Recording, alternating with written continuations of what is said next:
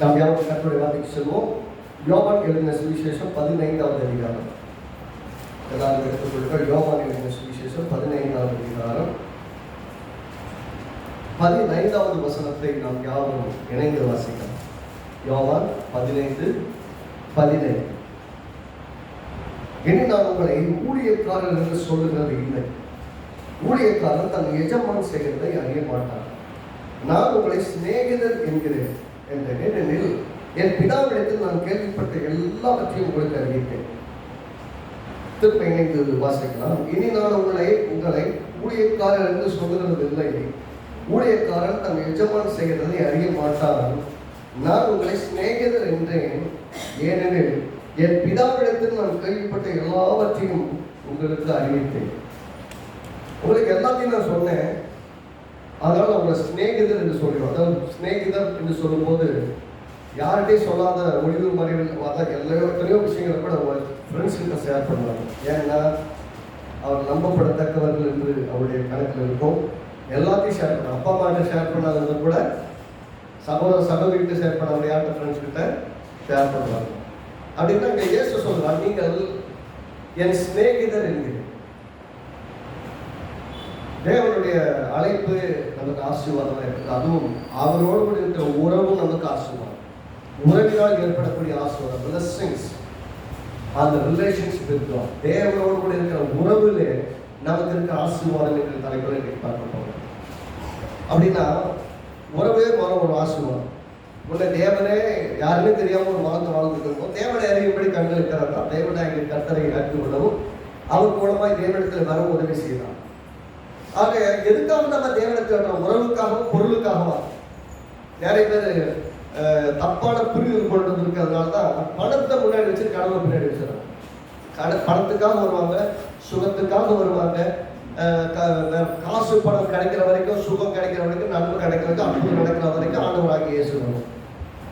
அப்படி இல்லைங்கும் போது என்ன செய்வாங்கன்னா பின்மாற்றம் அடைந்து விடுகிறாங்க. எங்க பிரச்சனைனா கிறிஸ்துவோடு ஏற்பட வேண்டிய உறவின் அடிப்படையில் வந்தால் எந்த சூழ்நிலையும் அவருக்கு ஆகமா இருக்காங்க. அப்படியே காசு பணத்தை எதிர்பார்த்து சீசன்ல வரல. அவங்க பார்த்தீங்கன்னா எந்த வரைக்கும் நின்றாங்கன்னா உயிரை கொடுக்க வேண்டிய காலத்தை வந்தப்ப கூட கூட நின்றாங்க. அதை விட்டுட்டு ஓட்டதை பற்றி சொல்ற, கடைசி வரை வாழ்ந்ததை பற்றி சொல்ற. அப்படின்னா உறவிலே ஒரு பெரிய உறுதி, உறவிலே ஒரு பெரிய ஆசீர்வாதம் இருக்குன்னு கண்டுபிடிச்சா அவ்வளவு பெரிய ஆசீர்வாதம் இருந்தாலும் கூட வேணாட்டுறாங்க. உதாரணத்துக்கு பார்த்தீங்கன்னா முதல்ல பேதுருவை சந்திக்கிறாங்க. பேதுருவை சந்திக்கிற இடத்தை பார்த்தீங்கன்னா ராத்திரிகளை வேலை செஞ்சுட்டு ஒண்ணுமே கிடைக்காத நிலைமையில சந்திக்கிறார். சந்திச்சவன் வசனத்தை பிரசங்கிக்கிறான், வசனத்தை கேட்கிறான். இப்ப சொல்றாரு, நீ ஒண்ணுமே பிடிக்கலாண்டவரே அப்படிங்கிறான். இப்ப ஆழத்துல போய் வளைய போடுகிறார். வளைய போடுற 2 படகு நிறைய மீன் பிடிச்சிட்டான். இப்ப 2 படகு நிறைய மீன் பிடிச்சிட்டு வந்து கரையேறி இருக்கிறான். கரையேறி பெரிய பிசினஸ் சரியான வியாபாரம் இருக்கு, சரியான காசு இருக்கு. அப்படிப்பட்ட நிலையில இப்ப இயேசு சொல்றார், நீ என் கூட வா, உன்னை மனிதர்களை பிடிக்கிறவனாக்கு வேணுங்கிறார். சொன்ன உடனே அந்த அழைப்புக்கு எப்படி அவன் ரெஸ்பாண்ட் பண்றான்னா, தகுதி இல்லாதால் நீ எங்க போய் சொல்றீங்களே, உங்க கூட வர முடியாதுல்ல அப்படின்னு சொன்ன இயேசுவோடு போவதற்கு முடிவு செய்யறாங்க. அங்க இருந்த 2 படகு மீன், அங்க வச்சிருந்த வேலை எல்லாத்தையும் அங்கேயே விட்டுட்டு இயேசுவை பின்தொடர்கிறான். அங்க உறவா பணமா என்று பார்க்கும்போது எனக்கு பணம் இதை வித்தா நல்ல வருமானம் வரும், இன்னைக்கு ஒரு பெரிய காசு கிடைக்கும், நான் கொண்டு போய் இதை சம்பாதிச்ச காசெல்லாம் என் வீட்டுல ஒய்ஃப் வீட்டை கூப்பிட்டு வந்துடுறேன் எல்லாம் சொல்லுவேன். இயேசு அழைத்த உடனே வேற எதை பத்தி யோசிக்கல, இயேசு கூட பயணப்படுறான். அவன் கடைசி வரை எப்படி இருந்தாலும் ஒரு காலத்துல அவர் யாருமே தெரியாத மனதில் அப்படின்லாம் இருந்தாலும் கூட கடைசி வரை முதல் திருச்சபைக்கு தலைமை போகிறவனாக, மொத்த சபைகளை ஸ்தாபிக்கிறவனாக, வெற்றிகரமானவனாக. அப்படின்னா உறவு மூலமாகத்தான் ஒரு பெரிய ஆசீர்வாதம் என்பதை அவன் அறிந்து கொண்டபடியால் இந்த உலகத்தில் வருகிற ஆசீர்வாதத்தை விட ஆண்டவரால் வருகிற ஆசீர்வாதம் பெரியது என்பதை உணர்ந்தான். ஏன்னா அவன் கடைசி வரைக்கும் பாருங்க, எல்லாத்தையும் அனுப்பிக்கிறான், ஊழியத்துக்கு போயிட்டு வராங்க. அந்த நபர் கேட்கிறாங்க, எப்பா ஏதாவது குறையா இருந்தது? அவன் சொல்றான், ஒன்றும் குறையாத, ஒன்றும் குறைய நான் பார்க்கலான்றது, எல்லாம் திருப்தியா இருந்தது. அப்படின்னு என்ன அர்த்தம்? ஒன்றும் குறைபடாதபடிக்கு கர்த்தர் பார்த்து கொண்டார். இயேசு இல்ல, நம்ம பழைய தொழிலுக்கு போன சமயத்திலும் தேவன் அற்புதங்களோடு அவரை சந்திக்கிறார். வந்துச்சு பழைய நாளில்லை மேய்ப்பாயாக, நான் சரியில்லை, நான் குவாலிஃபைடு கிடையாது ஆண்டவரே, நான் தப்பு பண்ணிட்டேன், நான் விட்டுட்டு ஓடிட்டேன், நான் ஊழிச்சு லாயக்கலன்னு சொல்றான். அவனை மீண்டும் அவரை அழைத்து நின்று முடித்து வைக்கிறார். நல்லா கவனிக்கணும். இது ஏன் எல்லாருமே சின்ன சின்னதா சொல்லிட்டு போறேன்னா, நம்ம எல்லாவற்றையும் ஒன்றை பார்க்க முடியும். அவனுடைய வாழ்வை குறித்து அவனுடைய உறவைத்தான் பார்க்கிறார்கள் ஒழிய அவன் எதையெல்லாம் பண்ணினான்னு பார்க்கிறது. சிநேகிதன் பண்ணுகிற அநேக தவறுகள் மன்னிக்கப்படுது. ஏனென்றால் ஃப்ரெண்ட்ஷிப்புக்காக, ஃப்ரெண்டுக்காக நிறைய விஷயங்களை மன்னிக்கிறாங்க. நம்மை ஃப்ரெண்ட்ஸாக கர்த்தர் பார்க்கறதுனால நமக்கு நிறைய மன்னிப்பு தராங்க. இங்க கவனிக்கிறோம், உறவா பொருளான்னு வரும்போது பொருளுக்காக உறவு கிடையாது. பொருளுக்காக உறவுன்னா மொத்தமாக கெட்டு போயிடும். அது யாரோடையும் கேட்கும். சில ஆளுங்களை பார்த்துருக்கீங்களா, அதுக்குன்னே வருவாங்க. பொருளுக்காகவே நம்மகிட்ட காசு இருக்கு, நம்மகிட்ட ஒட்டிட்டு இருப்பாங்க. நம்மகிட்ட காசு இல்லையா, நம்மளால ஒண்ணு கணக்கில் சேராதான் நம்மளை விட்டு வைக்கிறோம். எந்த நிலையிலும் அப்படின்னு சொல்லும்போது அந்த அதாவது என்ன சொல்றதுன்னா, எந்த நிலையும் நம்மளோட இருக்கிற ஒருத்தர் தான் உண்மையா நம்ம நேசிக்கிறோம். எந்த சூழ்நிலையும், எல்லா விதமான எதிர்மறையான சூழ்நிலையும், நம்ம கிட்ட நிறைய டிராபேக்ஸ் இருக்கும் போதும், நாம் உண்மையா இல்லாத போதும் நம்ம உண்மையா இருக்கிறவர்கள் தான் உண்மையானவர். அவர் யாருன்னு பார்த்தீங்கன்னா எப்பயும் தேவன் நடக்கும். இந்த உலகத்தில் இருக்கிற மனுஷங்க மாறிக்கிட்டே இருப்பாங்க. You cannot judge anyone, you cannot cling on with anyone. யாரோடையும் ஒட்டிட்டு இருக்க முடியாது, யாரோடையும் இணைஞ்சு இருக்க முடியாது. மாறிக்கிட்டே இருக்கிற உலகம். ஆனால் மாறாதவர் அவர் ஒருவர் தான். அதனால பார்த்தீங்கன்னா விருப்பத்தின் அடிப்படையில் ஏற்படாத எந்த உறவும் உறவு கிடையாது. விரும்பி உறவு வைக்கணும், விரும்பி உறவு கொள்ள வேண்டும். கர்த்தர் நம்மில் விருப்பம் கொண்டு நம்மை நேசித்து நம்மை உறவு கொண்டிருக்கிறார். ஆகவே தான் நம்ம எந்த நிலைமையிலும் நம்மை நேசிக்கிறார். அதை பற்றி விருப்பம் இல்லாமல் இயேசு சொல்றார், ஒருவன் என்னை பின்பற்றி வர விரும்பினார். அப்படின்னா விருப்பம் இல்லைன்னா நான் பின்பற்றி வராதேங்கிறார். இப்பயும் அதை தான் சொல்றேன். விருப்பம் இல்லை என்றால் அவரை பின்பற்றி வர வேண்டிய அவசியமே இல்லை.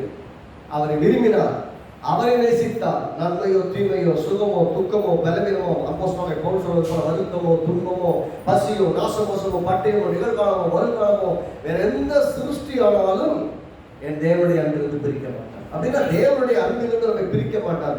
இந்த உலகத்துல தேவனுடைய அன்புக்காக எதை வேணா இழக்கலாம்.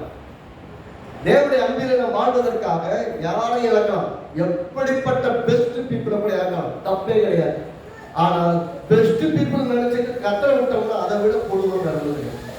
அப்படின்னா இந்த உலகத்தில் மிகவும் நேசிக்கப்படத்தக்கவர் தேவன். ஏனென்றால் அவர் நம்மை உறவு கொண்டிருக்கிறார். ரிலேஷன்ஷிப் பேசிஸ் நம்மோடு கொண்டு இருக்கிறார். அதனால தான் பார்த்தீங்கன்னா எப்படி நம்மோட தேவன் நம்மோடு எப்படி உறவு கொள்கிறான்னு பார்த்தீங்கன்னா, முதல்ல அவர் சேவியர், நம்மெல்லாம் சின்னர். அவர் ரட்சகர், நம்மெல்லாம் பாதிங்க. இதுதான் முதல் உறவு. தேவன் இல்லைன்னா நமக்கு ரட்சிப்பே கிடையாதுங்கிறது நிலைமை. ரைட்டுங்களா?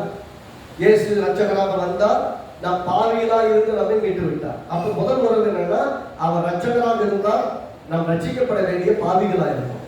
சேவியர் அண்ட் சின்னர்ஸ் அப்படிங்கிறதா இருந்தோம். ரெண்டாவது பார்த்தீங்கன்னா 1 யோவான் 3ஆம் அதிகாரம் 1ஆம் வசனம் சொல்றது. 1 யோவான் 3ஆம் அதிகாரம். இன்னைக்கு நிறைய வசனங்களை பார்க்க போறோம். அங்கே ஃபாஸ்டா எடுங்க, வேகமாக வாசிக்கலாம். நிறைய வசனங்கள் இன்னைக்கு வசனங்களோடு ஒப்பிட்டு தான் பார்க்க போறோம். அப்படின்னா பத்திரிகையாக தான் போகணும்.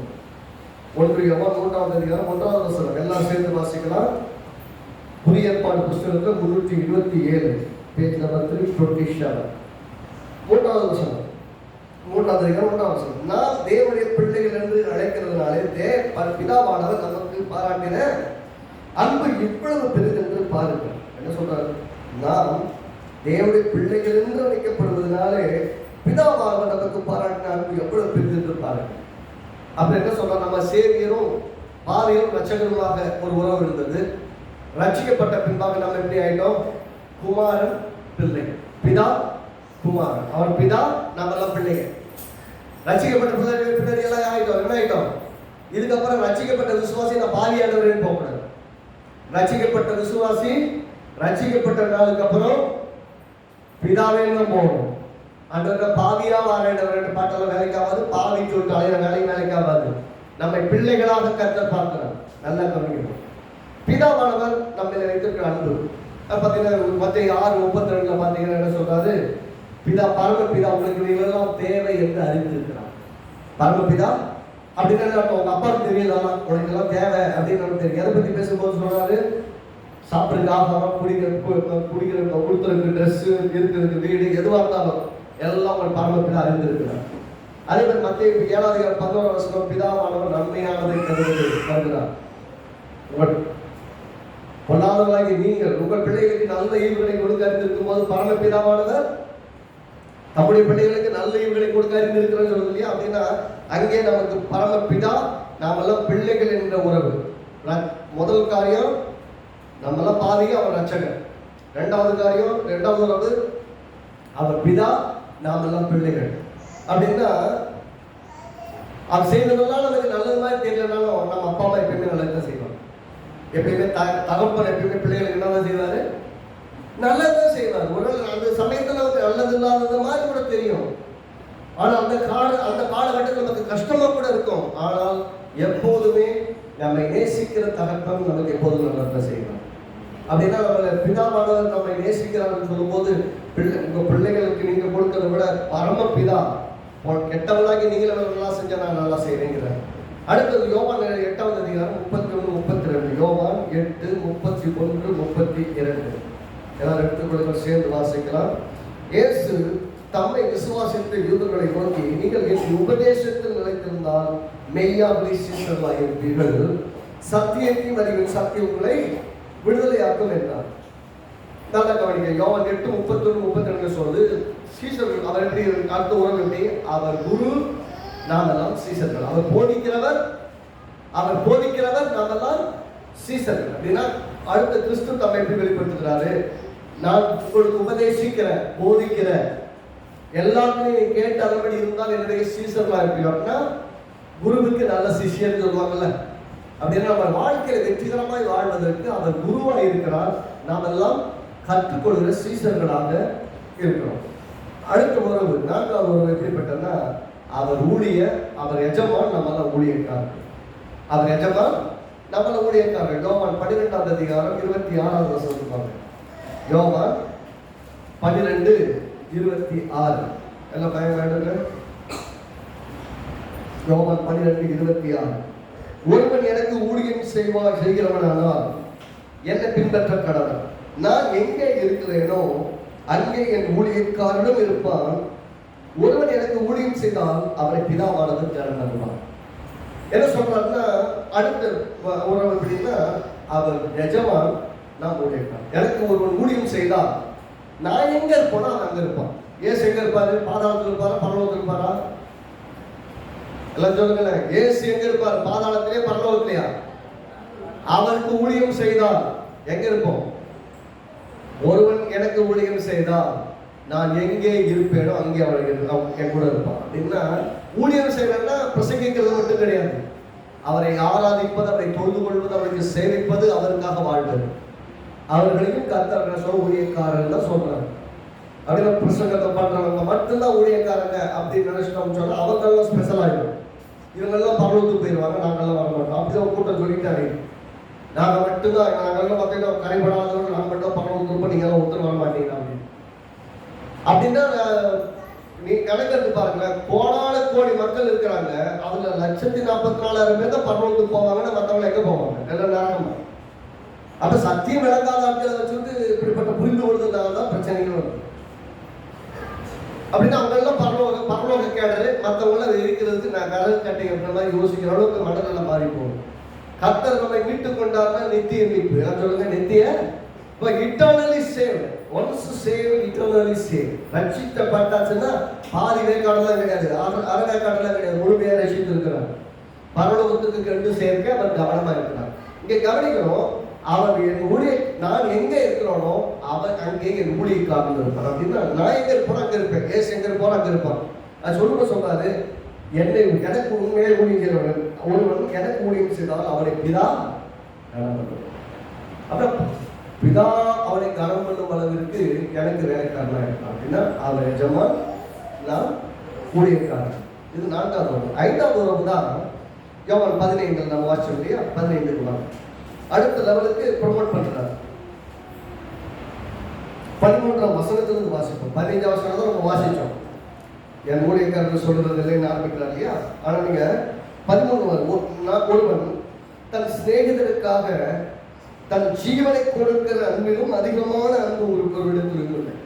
என்ன சொல்றாரு? ஒருவன் தன் சிநேகிதருக்காக தன் ஜீவனை கொடுக்கிற அன்பிலும் அதிகமான அன்பு ஒருவரிடத்திலும், ஒரு ஃப்ரெண்டுக்காக உயிரை கொடுக்கிறதை போல ஒரு பெரிய அன்பு வேற அன்பு கிடையாது. நான் உங்களுக்கு கற்பிக்கிற யாவையும் நீங்கள் செய்வீர்களால் என் சிநேகிதராக இருப்பீர்கள். முதல்ல சொல்றது, நான் உங்களுக்கு போதிக்கிற எல்லாவற்றையும் பின்பற்றினால் நீங்கள் எனக்கு சீசராக இருப்பீங்கன்னு சொன்னார். ஒன்னா அப்படின்னா அவர் குரு, நம்ம சிஷியர்கள் என்னமா இருந்தது. இப்ப எந்த லெவல் கொண்டு வரான்னா, நான் கற்பிக்கிறவைகளை எல்லாம் அங்க போதிக்கிறது கற்பிக்கிறேன். நான் எப்படி இருக்கிறேனோ அப்படி இருங்க அப்படி கற்பிக்கிறவர்கள லைஃப் ஸ்டைல் எஸ்டாப்ளிஷ் பண்ண அதை கண்டுபிடிக்கிறவர்கள் அதன்படி வாழ்கிறவர்களுக்கு நீங்கள் எனக்கு சிநேகிதர்களாக இருக்கிறீர்கள். You will be my friend. இருக்கிற பெஸ்டான ஃப்ரெண்டு. அடுத்த வருஷமா அப்படி சொல்லிட்டேன். இனி நான் உங்களை ஊழியக்காரர்கள் சொல்கிறேன். ஊழியக்காரர் எஜமானிக்கிற உறவில் இருந்து அடுத்த லெவலுக்கு நான் ப்ரொமோட் பண்ணி என்ன சொல்றாரு, இனிமேல் நான் உங்களை என்ன சொல்ல மாட்டேன், ஊழியக்காரன்னு சொல்ல மாட்டேன். இனிமேல் நீங்க என்னுடைய ஃப்ரெண்டு, நீங்கள் என்னுடைய நண்பர்கள் அப்படி சொல்றதில்லை. ஊழியக்காரன் தன் எஜமான் செய்கிறதை அறிய மாட்டானே அப்படின்னா எஜமானுக்கு மட்டும்தான் தெரியும். நிறைய வேலை நீங்க செய்வீங்க, உங்க எஜமானுக்கு மட்டும்தான் தெரியும், உங்க மேனேஜருக்கு மட்டும்தான் தெரியும், உங்க சூப்பர்வைசருக்கு மட்டும்தான் தெரியும். உங்களை செய்தின்னு சொன்னதை மட்டும்தான் செய்வீங்க. எதுக்கு செய்வீங்கன்னு தெரியாது, ஆனா செய்வீங்க. ஆனா இதுக்காக தான் செய்யறாரு விஷயம் அவருக்கு மட்டும் தான் தெரியும், உங்களுக்கு தெரியாது. இப்ப அப்படி கிடையாது. ஏன் செய்கிறீர்கள் என்பதையும், செய்வதனால் உண்டாகும் பலன் என்ன என்பதையும், அதனுடைய ரிசல்ட் என்ன என்பதையும் எல்லாத்தையும் உங்களுக்கு சொல்லிவிட்டார். ஆக இப்ப யோசிச்சு பாருங்களேன். பாதி ரட்சகர் என்கிற உறவிலிருந்து, பிதா குமாரன் என்கிற உறவிலிருந்து, சீசர்கள் குரு என்கிற உறவிலிருந்து, எஜமான் ஊழியக்காரன் என்ற உறவிலிருந்து, நண்பர்கள் என்கிற உறவிலிருந்து வரும்போது நல்லா பாருங்க, எல்லா உறவிலிருந்து ரெண்டு செப்பரேஷன் இருக்கும். அவர் மேல நான் கீழே, அவர் மேல நான் கீழே, அவர் மேல நான் கீழே, அவர் மேல நான் கீழே. ஃப்ரெண்டுன்னா எத்தனை பேர் சொல்றது? அவர் ரட்சகர் சொன்னா நான் மீட்கப்படுறது அவர் உதவி வேணும் இல்லையா? அதே போல அவர் பிதான்னா நான் அவருக்கு கீழே தான் இருக்கிறேன். yet I am obedient to him. Caesar குருன்னா அவர் சொல்லி கொடுக்குறா நான் கற்றுக்கிட்டு இருக்கிறேன். அவர் குருவுக்கு கீழ்ப்படி இருக்கக்கூடிய சிஷியனா இருக்கணும். எஜமான் எஜமான் ஊழியக்காரன், எஜமான கீழ்ப்படி இருக்கணும். இங்க சிநேகிதன் வரும்போது ஈக்குவல், எல்லாம் சொல்லுங்க ஈக்குவல். ஈக்குவல் என்ன அர்த்தம்? சரிசமமாக பார்க்கிறார் அப்படின்னு அர்த்தம். எனக்கு பிதா இனத்தெல்லாம் காமிச்சாரோ எல்லாத்தையும் கூட காமிச்சு அப்படின்னா நான் பிதாவிடத்திலே எப்படி இருக்கிறேனோ அதே போல நீதி இடத்துல இருக்கிறார். இப்ப நான் உன்னை எப்படி பார்க்கிறேன்? சிநேகிதனாக பார்க்கிறேன், சகோதரனாக பார்க்கிறேன். சகோதரனுக்கு ஒரு உறவு இருக்குது. அவர் பிதா, நாம் எல்லாம் குமாரன்னா கிறிஸ்துவனுடைய பிதா, கிறிஸ்து பிதாவுடைய ஒரே பேரான குமாரன். அவருக்குள் நாம் எல்லாம் சகோதரர்களா இருக்கிறோம். அந்த உறவை பத்தி நான் பேசவே இல்லை. ஏன் பேசலன்னா அவர் பிதா, நாம் எல்லாம் குமாரன் சொல்லியாச்சுன்னா கிறிஸ்துவுக்குள் நாம் எல்லாம் கிறிஸ்துவோடு கூட சேர்ந்து நாமும் தேவனுடைய பிள்ளைகளா இருக்கோம். அப்ப கிறிஸ்துவும் பிதாவுடைய பிள்ளை தான். அதனால அதை தனியா பிரிச்சு அவர் நாம் சகோதரர்கள் சொல்லல. ஆனா முக்கியமான விஷயம் என்னன்னா அவர் சிநேகிதர் என்று சொல்லுவாங்க. இருவரும் ஒன்றா இருப்பாங்க. ஏஜ் டிஃபரன்ஸ் என்ன வேணா இருக்கும். சில சமயம் பார்த்து பெற்றோர்கள் பிள்ளைகள்கிட்ட எப்படி இருப்பாங்க? ஃப்ரெண்டா இருப்பாங்க. ஃப்ரெண்டா இருக்காங்கிறதுக்காக we cannot take advantage. அதை அவங்க ஃப்ரெண்டு மாதிரி பழகிறாங்க, நம்ம அட்வான்டேஜ் எடுக்கக்கூடாது. எப்படி இருக்கணும்? அவர்களுக்குரிய காரணம் அப்படின்னா இயேசு நமக்கு நண்பர்கள் சொல்லிட்டதால ஆ ஃப்ரெண்டு அப்படின்ட்டு போறது இல்லை. அவரை நாம் தொழுது கொள்ளுகிறோம், ஆராதிக்கிறோம். ஏனென்றால் அவர் ஆராதனைக்குரியவர். ஆனால் ஆராதனைக்குரியவர் சொல்லுகிறார், நீ என்னுடைய நண்பர்கள். நான் உன்னப்பட மறைக்கிறது இல்லை, எல்லாத்தோட காமிக்கிறேன், எல்லாத்தோட வெளிப்படுத்தி உனக்கு இப்படிதான் காரியம், ஒரு காரியம் எப்படி காரியாகிறதுக்காக நான் உங்கள்கிட்ட சேரல, உன்னை மிகவும் ஆசீர்வாதமாக நினைப்பதற்காக உன்னை சேர்ந்திருக்கேன். யோசிச்சு பாருங்க, இயேசு நமக்கு ஃப்ரெண்டா இருந்தா யாருக்கு ஆசீர்வாதம்? அவருக்கா நமக்கா?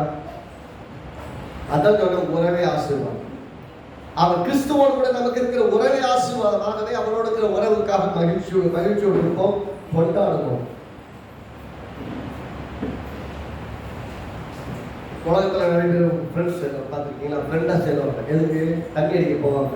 அவரும் தண்ணி அடிக்க, நானும் தண்ணி அடிக்கணும். அந்த பார்க்கில் இருக்கிற ஃப்ரெண்டு. அதே மாதிரி பார்த்தீங்கன்னா கிளப்புக்கு போவாங்க, கிளப்பில் ஃப்ரெண்டு. அதில் கிரிக்கெட் கிளப்பு, உனக்கு கிரிக்கெட் பிடிக்கும், எனக்கு கிரிக்கெட் பிடிக்கும். அந்த கிரிக்கெட்டில் ஒரு கிளப்பு, அந்த கிளப்புக்குள்ள நீ நான் மெம்பர், நான் மெம்பர், அதனால ஃப்ரெண்டு. அப்படி ஃப்ரெண்ட்ஸ் இருக்க போய் நிறைய பேர் இருப்பாங்க. இது அப்படி கிடையாது. எனக்கு இருக்கிற எல்லாத்தையும் உனக்கு சொல்லுவேன், எனக்கு பிதாவானவர் காண்பித்து எல்லாமே உனக்கு சொன்னேன். உனக்கு எனக்கு தெரிஞ்சது எதுவும் உனக்கு தெரியாமல் கிடையாது, எல்லாத்தையும் உனக்கு வெளிப்படுத்துவேன். அப்படின்னா he is transparent to us. அதனால தான் சொன்னேன், வீட்டுக்கு தெரியாதது கூட ஃப்ரெண்டுகிட்ட ஷேர் பண்ணுறாங்க. ஏனென்றால் அவரை நம்புகிறார். அவரை நம்புவதனால தான் ஷேர் பண்ணுறாங்க. அதுவும் பார்த்தீங்கன்னா சில சமயங்களும் ஃபேமிலியில் பெரியவங்களாக இருந்தாலும் கூட ஃப்ரெண்ட்லியாக இருக்கும்போது பிள்ளைங்க ஓப்பனாக ஷேர் பண்ணுவாங்க. நீ ஷேர் பண்ணும் போதே நீங்கள் கலந்து பிடிச்சிங்கன்னா இனிமேல் விட சொல்கிற பிரயோஜனங்களை ஒதுக்கிடுவாங்க. அப்படின்னா அந்த பிள்ளைகள் இடத்துல அந்த அன்பினாலும் ஐக்கியத்தினாலும் உறவினாலும் அந்த நல்ல ரிலேஷன்ஷிப்பை ஃப்ரெண்ட்ஷிப்பை நல்லா மெயின்டைன் பண்ணணும். அந்த ஃப்ரெண்ட்லி கன்சர்ன் எப்பயுமே இருந்ததுன்னா உங்கள்கிட்ட வந்து பேசும்போது எந்த வித பயம் இருக்காது, பிரச்சனை இருக்கும், தப்பே செஞ்சு கூட வந்திருப்பாங்க. ஆனால் பட் நேரம் வந்து சொல்லுவாங்க, நீங்கள் இப்படி பண்ணிட்டு வந்தேன் பண்ணிட்டு வந்தாலும் உங்களுடைய குச்சியோட அப்படி இப்படின்னா கூடாது. என்ன பண்ணணும், இந்த மாதிரி பண்ணும்போது இந்த மாதிரி கான்சிக்வன்சஸ் வந்து இந்த மாதிரி பண்ணக்கூடாது, நீங்கள் கொஞ்சம் பார்த்துட்டு இருக்கோம். சரி ஓகே, நான் வந்து கேர் பண்ணிக்கிறேன், நான் பார்த்துக்கிறேன், அது கூட நான் நம்புறேன் அப்படி தைரியம் சொன்னோம்னா they will have more trust than ever before. இதுக்கு முன்னாடி மொபைல் இருந்த நம்பிக்கை விட அதிக நம்பிக்கை வரும். அப்படின்னா நம்பிக்கைக்குரியவர்களாய் நீங்கள் காணப்படுவது என்பது ரொம்ப ரொம்ப முக்கியம். அதுல சில சமயம் நம்ப முடியாம சில சமயம் அப்படி இப்படி கூட இருக்கலாம். ஆனாலும் நம்பி உங்க இடத்துல வந்து நிற்கும் போது நீங்கள் ஆதரிக்கிற ஒருவராய் தான் இருக்கணும். அவங்க குற்றவாளிகளாக குற்றப்படுத்துவதாக இருக்க முடியாது, இருக்கவும் கூடாது. கிறிஸ்து கிட்ட எப்ப போனாலும் சரி, நான் பாவம் செஞ்சுட்டு கிறிஸ்து ரட்சிக்கப்பட்ட பின்பாக நான் பாவம் செஞ்சுட்டு போய் நின்றாலும் நம்மை பாவங்களால கழுவி சுத்திகரிக்க உண்மை நீதியுள்ளது. அப்ப போனாலும் அப்ப எதுக்குதான் செய்யறாங்க, வேணாமே சொன்னதில்ல. He never rejects us. அதுதான் கிறிஸ்து. இங்க சொல்றாரு, நமக்கு ஒரு காரியத்துக்காக நம்ம நண்பராய் கொண்டவங்க நம்மை நேசிப்பதனால் நண்பராய் கொண்டிருக்கிறார். அப்ப இந்த உறவு மேலான உறவு. இந்த உறவுல மிகப்பெரிய ஆசீர்வாதம் இருக்கிறது. அதுவே பார்த்தோன்னா சரி, இயேசு நம்மை சிநேகிதர்னு சொல்லும்போது என்ன அர்த்தத்தை சொல்றோம்? What he meant when he calls us friend. நம்மை நண்பர்கள் சொல்லும் போது என்ன எண்ணத்தோடு அல்ல என்ன விதமான விஷயத்தை நமக்கு சொல்றதுக்காக நம்மை நண்பர்கள் அப்படின்னு சொல்றாங்க, என்ன அர்த்தத்தில் சொல்றாங்க? யோவான் 15 மீண்டும் வாசிப்போம். 15 ஒருவன் தன் சிநேகிதருக்காக தன் ஜீவனை கொடுக்கிற அன்பிலும் அதிகமான அன்பு ஒருவரிடத்தில் வேண்டும். அப்படின்னா உயிரை கொடுக்க வேண்டியது வந்தாலும், என்ன சொல்லுங்க, உயிரை கொடுக்க வேண்டியது வந்தாலும் அந்த நிலையிலும் இயேசுவுக்காக உண்மையாய் வாழ வேண்டும். ஏனென்றால் இயேசு நமக்காக உயிரை கொடுத்திருக்கிறார். அதனால பாத்தீங்கன்னா சீசர்கள் எல்லாரும் 10 சீசர்களும் கடைசி வரை அவருக்கு உண்மையாக இருந்து அநேகர் ரத்த சாட்சிகளாக இருந்தார். உயிரே போனாலும் பரவாயில்ல, கிறிஸ்துவுக்காக நின்றார். வந்து கூப்பிட்டு மிரட்டா கூட என்ன சொல்றாங்க, நான் கத்தல் பேப்பர் உனக்கு பயப்படுறதா, கத்தனை அறிவின்னு இருக்கிறாங்க, அறிவிப்பேன், நீ என்ன பண்ணுவியா பண்ணிக்க போ அப்படின்னு போய் நிற்கிறாங்க. அடிக்கடி அடிக்கிறாங்க. அடுத்த நாள் காலையில் பிரசங்கம் பண்ணிட்டு இருக்காங்க. ராத்திரி எல்லாம் தொழுபறத போட்டு சாப்பிட்டு கட்டி தொங்க விட்டுறாங்க. காலையில சிறைச்சாலை கதவு திறந்து வெளியே போது காலையில போய் பிரசங்கம் பண்ணிட்டு இருக்கிறாங்க. அப்பா நைட் எல்லாம் பட்டு அடியை பத்தி யோசிக்கிற, காலையில இருந்து பிரசங்கிக்கிற வாய்ப்பு பார்க்குறாங்க. ஒரு வாய்ப்பு கிடைச்சோன்னு அதை பயன்படுத்தி ஆண்டவரை அறிவிக்க பார்க்கிறார்கள். அப்படின்னு என்ன அர்த்தம்? அவரோடு இருக்கிற அந்த உறவின் அடிப்படையில் தான் அந்த ஊழியர்கள். அல்லேலூயா. அப்படின்னா உங்களோட கிறிஸ்துவோட உறவு எப்படி இருக்கணும்னா, அதான் சொல்றாரு, ஒரு சிநேகிதனுக்காக உயிரை கொடுக்கிற அன்பிலும் பெரிய அன்பு கிடையாது. அவ்வளவு உயிரை கொடுத்துருக்கிறேன், எனக்காக நீ உயிரை கொடுக்க வேண்டியது வந்தாலும் அது ஆண்டவரே நான் சாகரடி அது கூட்டாளி. அது ஏன் தான் அப்படி இருக்குன்னு தெரியல. கர்த்தருக்கு உண்மையிலே வைராக்கியமா இருக்காங்க, சந்தோஷப்படுறாங்க. கர்த்தர்களை சாக அழைக்கவில்லை, வாழ அழைத்திருக்கிறார். அனைவரை வாழ வைக்க அழைத்திருக்கிறார். அது கிறிஸ்துவங்களுக்கு முதல்ல விளங்கணும். நான் சாக ரெடி ஆண்டவரே இல்லை, எப்ப ஜெபம் பண்ணாலும் ஒரு ஜெபம் இருக்கிற ஆண்டவரே, இந்த பூமியிலே என் வாழ்க்கை மூலமா நீ செய்ய நினைத்த நோக்கம் எல்லாம் நிறைவேறு மட்டும் நான் நீடித்த நாளாய் நினைத்திருக்கிறேன். ரொம்ப நாள் நான் வாழணும், உங்களுடைய நாமத்தின் மகிமைக்காக நான் வாழணும், உங்களை பூமி முழுவதும் அறிவிக்கணும், என் வாழ்க்கையை காக்க உண்மை காணணும். அப்படிப்பட்ட ஒரு வாழ்க்கையை வாழ விரும்புகிற ஆண்டவரே, இந்த உலகத்துல எல்லாம் கசந்து போயிருப்பதை போன்றதாலும் கடைசி நாளில் நமக்காக வாழ விரும்புகிறேன். I want to live for you and for your glory. ஒருவேளை சாவது வந்தால் நான் சாவதுக்கு ரெடி, ஆனால் இந்த நாள் என்னுடைய மரணத்தின் நாளா இருக்க வேண்டாம். ஏன்னா நான் ரட்சிக்கப்பட்டது உங்களுடைய நாமத்தின் மகிமைக்காக. அந்த மகிமை முழுமையாக வெளிப்படும் வரைக்கும், என்னை பயன்படுத்தி உடைய நோக்கமெல்லாம் என் மூலமாய் நிறைவேறும் வரைக்கும், சொல்லுங்க, என்னை பயன்படுத்தி என் வாழ்க்கையின் மூலமாக உடைய நோக்கமெல்லாம் நிறைவேறும் வரைக்கும் நான் வாழ விரும்புகிறேன். அந்த நல்ல கிறிஸ்தவனுடைய ஜனம். சில கூட்டம் வந்து உள்ள கடன் பிரச்சனை, அந்த பிரச்சனை, இந்த பிரச்சனை, இங்க வாழ்றதுதான் பிரச்சனை, செத்து போயிட்ட கடன்லாம் பிரச்சனை இல்லை, எல்லாம் ஒரு நேரம் பண்ண நிம்மதியாயிடும்.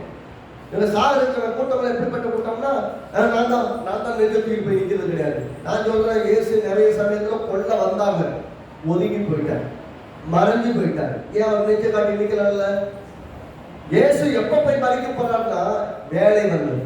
எல்லாம் சொல்ற வேலை வந்தது, எனக்கு டைம் வந்துருச்சு, அதனால சிலுவைக்கு போறேன்னு போனாரே ஒழிய அவருக்கு வேலை வராதபடியாக எதற்கு எண்ணி சிக்கல. நான் இப்படின்னு சொல்றேன், ஞானமாக வாழ்ந்து ஞானமாக ஒதுங்க வேண்டிய இடத்தை ஒதுங்கி அவருக்காக கடைசி வினாடி வரை உயிருள்ள சாட்சிகளாக வாழணும். எல்லா இடத்துலையும் கர்த்தரை அறிவை வெளிப்படுத்தணும். உங்க வாழ்க்கை பேசணும், உங்களோட தேவன் இருக்கிறார். அதுக்கு ஆசைப்படாத கிறிஸ்தவங்களே கிடையாது சொல்லுவேன். ரட்சிக்கப்பட்டு பிரயோஜனம் இல்லைன்னு சொல்லுவேன். ஆக ரட்சிக்கப்பட்டவருடைய நோக்கம் நிறைவேறாம நான் மறிக்க கூடாதுங்கிற ஆசை இல்லாதவர்கள் வாழவே தகுதி இல்லாமல் வாழ்ந்துட்டு இருக்காங்க. அந்த ஆசை வரணும். அவர் என்ன சொல்றாரு, ஒரு சிநேகிதனுக்காக உயிரை கொடுக்கிற அன்பு பெரிய அன்பு கிடையாது. என்னை நேசிக்கிற உயிரை கொடுக்க வேண்டியது வந்தாலும் நீங்கள் எனக்காக உயிரையும் கொடுப்பீங்க. அதான் சாக ரெடி என்று சூரிய சுத்திட்டாலே கிடையாது.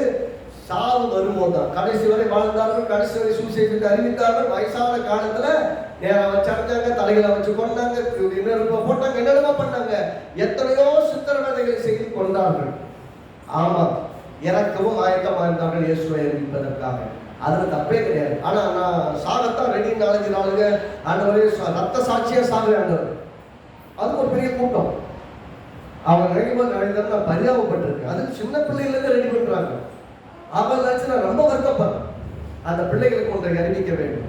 எல்லா பிள்ளைகளுக்கும் சரி, நீங்க வச்சுட்டு மற்றவங்க சரி, இந்த வசனத்தை கேட்கிறவங்க எல்லாருக்கும் ஷேர் பண்ணுங்க. ஒன்றை முதல்ல அந்த பிள்ளைகளை அறிந்து கொள்ள வேண்டும். இந்த பூமியில என்னை தேவன் சிருஷ்டித்திருக்கிறார் ஒரு நோக்கத்தோடு. அந்த நோக்கம் நிறைவேற வரைக்கும் நான் சாதனையா இல்லை. என்னை வாழதை வேண்டும். ஒவ்வொரு நாள் உடைய மகிமைக்காக நான் வாழ விரும்புகிறேன். அதற்காக என்னை அர்ப்பணிக்கிறேன். அதுக்கு என்னை பலப்படுத்துங்க. சமாதான மத்தியில் வெற்றியா நிற்க உதவி செய்யுங்க. என் மூலமா நீங்க வெளிப்பட முடியாத எல்லா சூழ்நிலையிலும் என்னை மீட்டெடுங்க, மாற்றுங்க. என்ன எனக்கு பாதுகாப்பு தாங்க ஆண்டவரையும் ஜெபம் பண்ணுங்க. கர்த்தர் எல்லா தீங்குக்கும் விலக்கி காப்பா, ஆத்மாவை காப்பா. கடைசி நிமிஷம் வரை வெற்றியாக வாழ்ந்தீர்கள். உங்க வாழ்க்கை ஒரு அர்த்தமுள்ள வாழ்க்கையா இருக்கும். நீங்க மறிக்கும் போது மகிமையா இருக்கும். மறிக்கும் போது மகிமையா இல்லைன்னா நீங்க அறமுறையா மனசுக்கு ஐயோ அதை செய்ய போறேன், இதை செய்ய போறேன், அதை விட்டு போறேன், இதை விட்டு போறேன், அங்கெல்லாம் இருக்கக்கூடாது. எல்லாத்தையும் செய்து முடிப்பேன். அப்போஸ்தலன் பவுல் மாதிரி சொல்லணும், நல்ல போராட்டத்தை போராடின, ஓட்டத்தை முடித்த, விசுவாசத்தை காத்துக்கொண்டேன். இது முதல் நீதியின் கிரீடம் எனக்கு வைக்கப்பட்டிருக்கிறது. அந்த கான்பிடென்ட்டோட போகணும். எல்லாரும் ரெடியா இருக்கு. அதுவரை சாக மறுக்கிறேன், சாக ரெடியாகவும் இல்லை. வாழத்தான் தீர்மானித்து இருக்கிறோம், வாழ வேண்டும். 1000 சூழ்நிலை பலவீனம் வருதா, பலவீனத்தில் விசுவாசத்தை பேசணும். இயேசுவின் நாமத்தில் அப்படி படுத்து கிடக்க கூடாது நோக்கம் கிடையாது. படுத்து கிடக்கிற ஒருத்தவங்களை மகிமை வெளிப்படுத்த முடியாது. இயேசுவின் நாமத்தில் பலப்படுத்தும், எழுப்பி நிறுத்தும், வந்து மகிமையாக வாழ உதவி செய்யும்.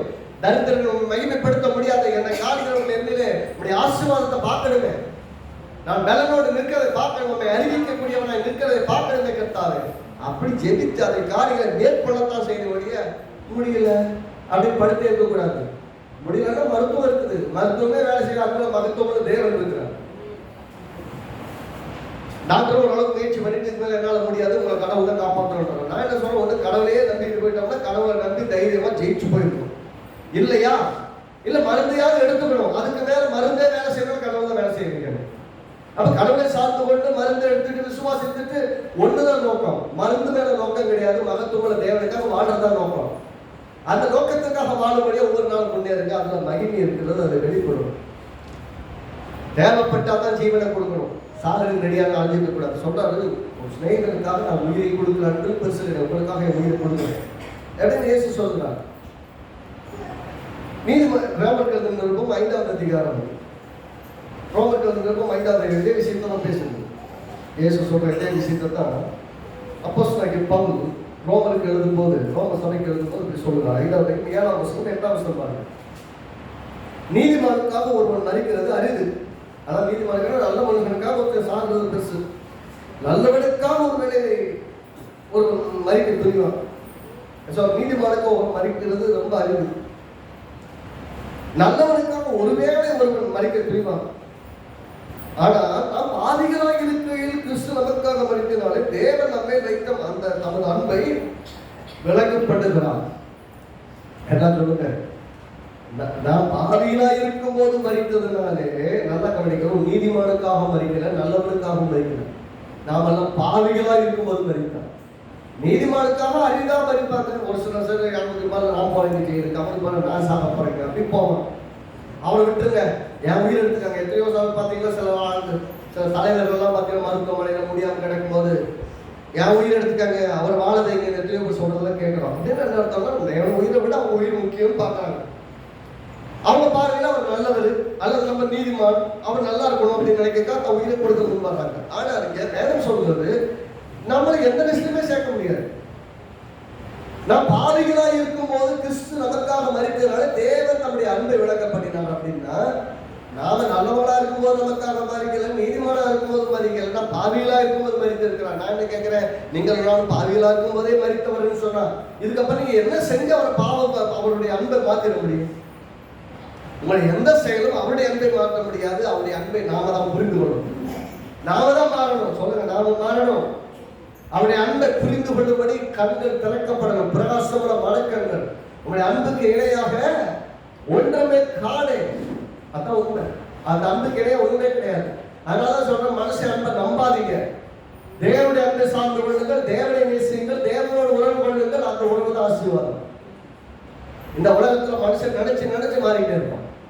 நேற்று ஒரு பேச்சு, காலையில் ஒரு பேச்சு, நைட்டு ஒரு பேச்சு, நாளை கழிச்சு ஒரு பேச்சு, பேசி மாற்றி மாற்றி பேசிட்டு இருப்பாங்க. இவங்களை நம்பவே நம்பாதீங்க. மனிதனை நம்புவதை பார்த்து கர்த்தர் பேர் பற்றுதலாக இருப்பதே நல்லது. ஏன்னா கர்த்தர் தான் கரெக்ட். எப்பயுமே God is always right on the right side. கடவுள் நம்ம எப்பயும் நல்லவர், நம்ம சைடில் நிற்கிறவர், எந்த நிலையில் நம்மோடு நிற்கிறார். ஒரு பாட்டு பாடினார், நல்லா இருந்தது பாட்டு. எந்த நிலையில் நாடு இருந்தாலும் நீங்க நெருங்காதவர் இயேசு. ஒரு உண்மை தானே. ஏனென்றால் நம்ம அன்பு கொடுத்தார். எப்போ நாம் பாவிகளா இருக்கும் போது. ஆகவே நம் பாவிகளா இருக்கும் போதே நம்ம அன்பு கொடுத்து மறித்தவர். நம்ம ரட்சிக்கப்பட்ட பின்பாக பிதா குமாரன் உறவு எல்லாத்தையும் மேல வந்து இப்ப நண்பர்கள் எங்கிற அளவுக்கு வந்ததுக்கு அப்புறம் நம்ம எங்கே வரைக்கும் பாருங்க, அவருடைய அன்பு மாறாதான் இருக்கு. நம் பாவிகளா இருக்கும் போதே ஜீவனை தந்திருந்தால், நம்ம பாவிகளா இருக்கும் போது உயிர் கொடுத்திருந்தால் நம்முடைய தேவைகளை எல்லாம் பொருளாய் சந்திப்பார். அதான் ரோமர் 8:32 சொல்லுவது. ரோமர்கள் 8:32 வசனம். எல்லாம் எடுத்துக்கொண்டு சேர்த்து வாசிப்போம். தம்முடைய சொந்த குமாரன் என்றும் பாராமல் நம்ம எல்லாருக்காகவும் அவரை கொடுத்தவர். எல்லாம் சொல்லுங்க, நம்முடைய சொந்த குமாரன் என்றும் பாராமல் நம்ம எல்லாருக்காகவும் அவரை ஒப்பு கொடுத்தவர். அவனோட கூட மற்ற எல்லாவற்றையும் நமக்கு அருளாதிருப்பது எப்படி?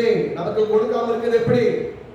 அப்படின்னா குமாரனை கொடுத்தவர் எல்லாவற்றையும் கொடுப்பார். குமாரனையே கொடுத்தவர் எல்லாத்தையும் கொடுப்பார். கிருபை வேணுமா தருவார், ஆசீர்வாதம் வேணுமா தருவார், ஐஸ்வர்யம் வேணுமா தருவார், பலன் வேணுமா தருவார், ஞானம் வேணுமா தருவார், ஊழியம் வேணுமா தருவார், சுவிசேஷத்தை சொல்றதுக்கான வாய்ப்புகள் வேணுமா தருவார், ஆத்துமாக்கள் வேணுமா தருவார், எதை கேட்டாலும் தருவார். ஏன்னா குமாரனையே கொடுத்தவர் மற்ற எல்லாத்தையும் தராது இருப்பாரா? அப்படின்னா அதுதான் சொல்றேன், நான் பாதைகளா இருக்கும் போது நம்முடைய அன்பு நமக்காக உயிரையே கொடுத்தவர் மற்ற எல்லாவற்றையும் நமக்கு அருளாது இருப்பது எப்படி? அப்படின்னு அவர் எல்லாத்தையும் தருவார். அவர் நம்பத்தக்கவர். அவர் ஒருவர் மட்டும்தான் நம்பத்தக்கவர், எப்போதும் நம்பத்தக்கவர். அதாவது மனுஷன் உங்களை எவ்வளவுதான் ஏமாத்திட்டு போயிட்டாங்க, மனுஷன் எவ்வளவுதான் உங்களை வஞ்சித்து போயிட்டாங்க சரி, மனுஷனுடைய உதவியை நாடி நாடி அலைஞ்சி ஒண்ணுமே தோற்று போயிட்டாங்க சரி, கர்த்தரை நம்புங்கள். கர்த்தரை நாடுகள் அவர் கைவிடவே மாட்டார். அவர் உயர்ந்த அடைக்கலத்தில் வைக்க மட்டும் ஓயவும் மாட்டார். அவரை நம்பி அவரை சார்ந்து கொள்ளும் போது அந்த உறவு ஆண்டவரே எனக்கு நீர் எனக்கு வேணும் ஆண்டவர். ஃபர்ஸ்ட் யூ, நீங்க எங்கூட இருந்தா போதும் ஆண்டவர், நீங்க கூட இருந்தா போதும். நான் நல்லா வந்துருவேன், நல்லா வாழ்வேன், வாழ வச்சிருக்கேன், நான் என்னெல்லாம் எப்படியெல்லாம் இருக்கணுமோ அப்படியெல்லாம் எடுத்துட்டு போய் நீங்க ஆண்டவரே நீங்க சொல்லும் போது அவருடைய உறவை முக்கியத்துவப்படுத்துகிறீர்கள், உதவிகளை அல்ல, காசு பணத்தை அல்ல, பொருளை அல்ல, கர்த்தர் முக்கியத்துவப்படுத்துகிறீர்கள்.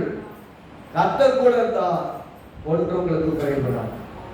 கர்த்தர் கூட இருக்கும், கர்த்தர் கூட இருந்தா ஒரு நன்மை உங்களுக்கு குறைபடாது. சிங்கம் குட்டிகள் தாட்சி அடைந்து பட்டினியா இருக்கும், கர்த்தரை தேடுகளுக்கோ பொருள்களை தேடுகளுக்கு அல்ல, கர்த்தரை தேடுகளுக்கோ முதலாவது தேவனுடைய ராஜ்யத்தை நீதியும் தேடுகிறவர்களுக்கோ ஒரு நன்மையும் குறைபடாது. Let your first priority be God and seeking after God. முதல் முக்கியத்துவமான வாழ்க்கை பிரதானமான தேடுதல் கர்த்தர். கர்த்தரை தேடுங்க, வாழ்க்கை ஒன்றும் குறையாது. காசை தேடுங்க, காசு இருக்கும், கொஞ்ச நாளுக்கு அப்புறம் காசு இருக்காது, கடவுள் கூட இருக்க மாட்டோம். எல்லாத்தையும் தேடிட்டு எல்லாம் இருக்கும், சுத்த ஒரு பெரிய கூட்டமே இருக்கும். கர்த்தர் இல்லாம எதத்தை செய்ய போறோம்?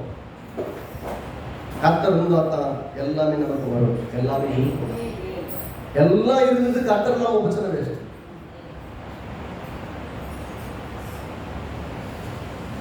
யோவான் 15:14 சொல்றாங்க. யோவான் 15 வாட்சத்துக்கு 13 வருஷம் ஒருவன் தன் சிநேகிதருக்காக தன் ஜீவனை கொடுக்கிற அன்பிலும் அதிகமான அன்பு ஒரு இடத்தில் இல்லை. நான் உங்களுக்கு கற்பிக்கிற யாவையும் நீங்கள் செய்வீர்களானால் என் சிநேகிதராக இருப்பீர்கள். It is a conditional friendship. இதெல்லாம் செஞ்சா எனக்கு நான் உங்களுக்கு ஃப்ரெண்டா இருப்பேன், இல்லைன்னா நான் உங்களுக்கு ஃப்ரெண்டு கிடையாது. அதுக்கு பேர் ஃப்ரெண்ட்ஷிப்பே கிடையாது. இதெல்லாம் செஞ்சாதான் நான் உங்களுக்கு ஃப்ரெண்டா இருப்பேன் அப்படின்னு கண்டிஷன் போட்டாச்சுனாலே அந்த கண்டிஷனுக்கு ஃப்ரெண்ட்ஷிப் கிடையாது. ஏன் அப்படி ஃப்ரெண்ட்ஷிப் இதெல்லாம் செஞ்சாதான் எனக்கு ஃப்ரெண்ட்ஷிப்ல நான் மெயின்டைன் பண்ணுவேன்னு சொல்லும் போது அப்புறம் கண்டிஷனல் ஃப்ரெண்ட்ஷிப் ஆயிடும்.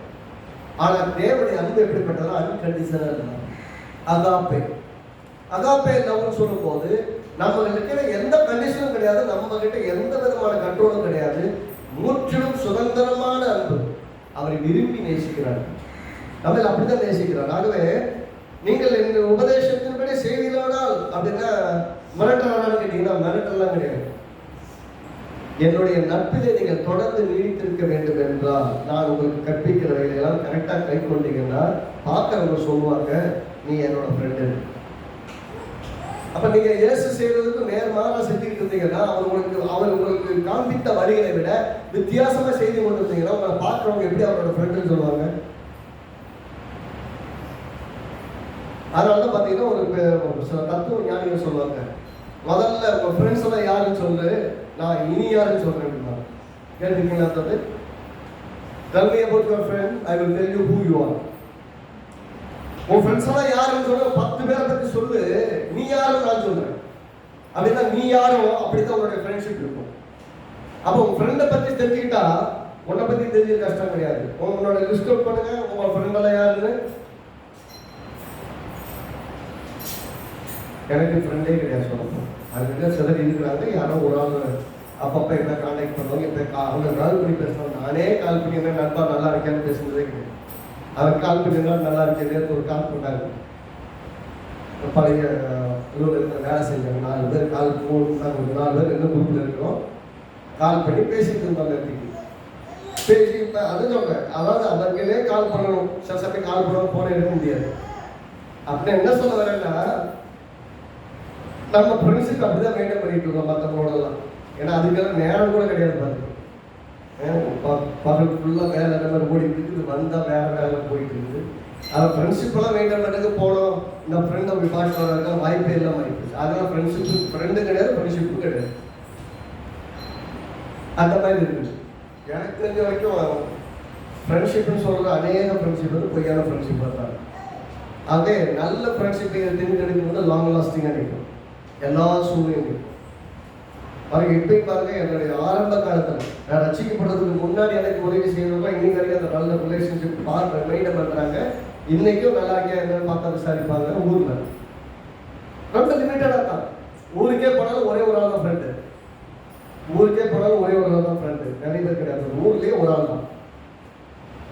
அப்புறம் பழைய காலேஜ் வீட்டுன்னு பார்த்தீங்கன்னா மிஞ்சி போல 2 பேர் தான். அவங்க பார்த்துக்கிறது ஒரே ஒரு ஆள் தான் தொடர்ந்து இருக்கிறாங்க.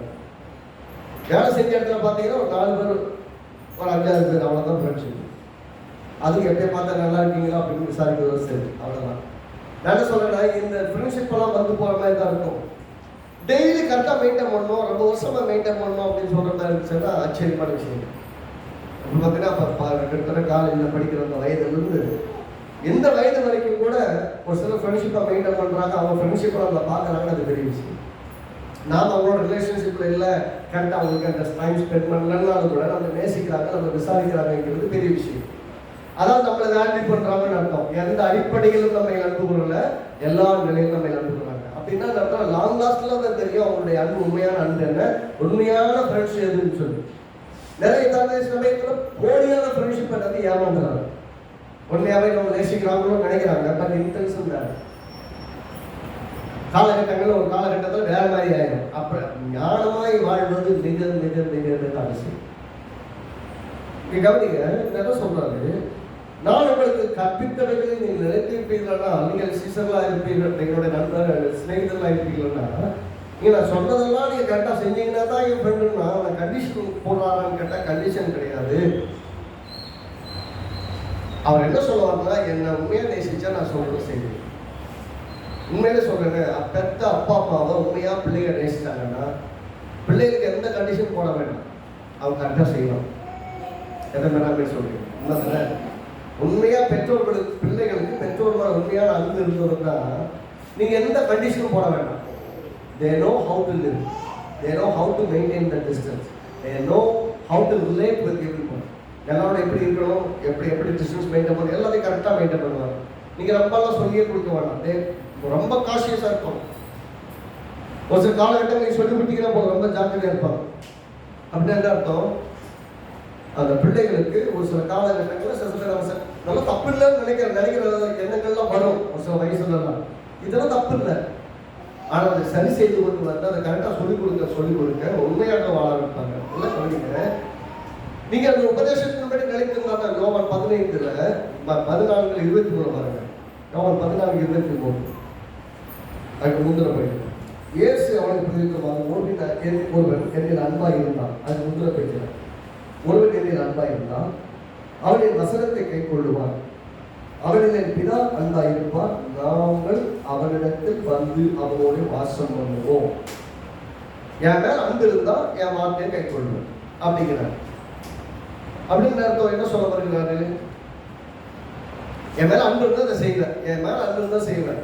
உதாரணத்துக்கு பார்த்தீங்கன்னா நியாயாதிபதி புஸ்தகத்தில் 6வது அதிகாரத்தில் 16வது அதிகாரத்தில் அது வீட்டில் வந்து வாசிங்க நேரம் 16வது அதிகாரத்தில் பார்த்தீங்கன்னா சிம்சோனுக்கும் தெளிலாளுக்கும் மத்தியில், தெளிலாளுன்னா அவன் திருப்புகிற ஒரு பெண். சிம்சோன் வந்து பெரிய பலசாலி, அபிஷேகம் பண்ணப்பட்டவன், நசரேயனாக இருக்கிறவன். அவனுக்கு பயங்கர ராட்சசத்தனமான பலன், அதான் அழகுதான பலன். பட் அவன் பெரிய கேட்டையை உடச்சு தூக்கிட்டு கையில் தூக்கிட்டு நான் பாரு கேட்டை தூக்கிட்டேன் பாருன்னு வருவான். அதில் 1000 வெயிட் அதான் தூக்கி தலையில் வச்சு அவன் வந்துட்டு இருப்பான்.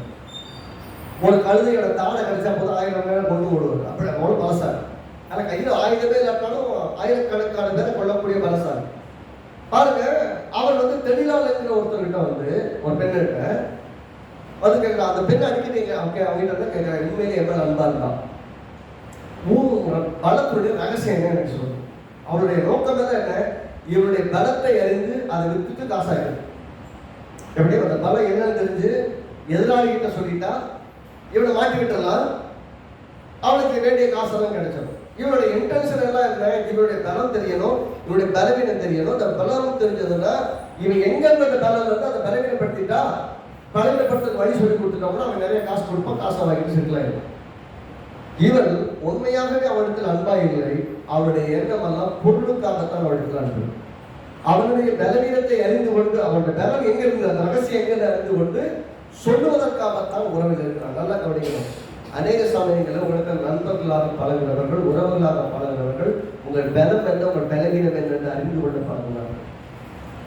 நீங்க கவனமா இல்லைன்னா திரும்ப திரும்ப கேட்பாங்க. சில சமயம் அவன் உங்களுக்கு காலகட்டத்தில் எப்படி வந்துடுறான்னா, அவன் உயிர் வாழ விட செத்து போறவங்க பரவாயில்ல யோசிக்கிற அளவுக்கு நச்சு பண்ண ஆரம்பிச்சிட்டாங்க.